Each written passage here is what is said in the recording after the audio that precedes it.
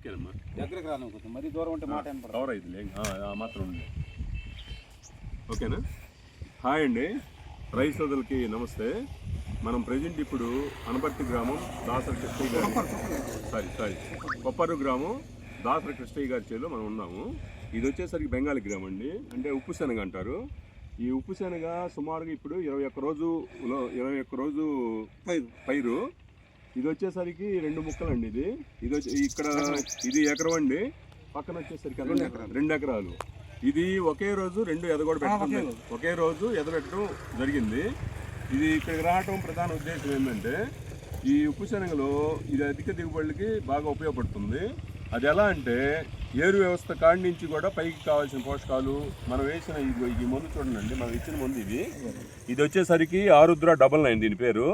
దీంట్లో శనగ కావచ్చు, మొక్కజొన్న కావచ్చు, ఇతరితర పైర్లకి దేనికైనా కానీ, ఏ దశలో వేసినా కానీ అధిక దిగుబడి రావడానికి అవకాశం ఉంటుంది అనమాట.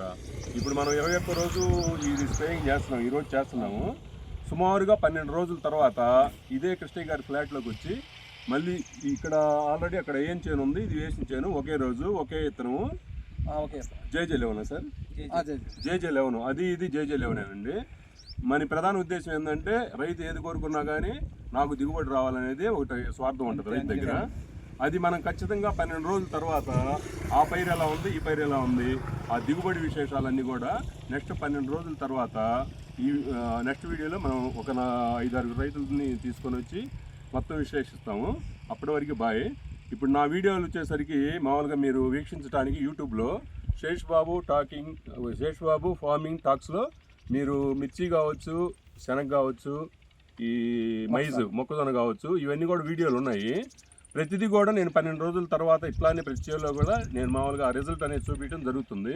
దయచేసి రైతు సోదరులు అవన్నీ గమనించి కూడా మీకు కరెక్ట్ అనిపిస్తే ఒక లైక్ కొట్టండి చాలు. అప్పటి వరకు బాయ్ అండి, నెక్స్ట్ వీడియో కలుద్దాం.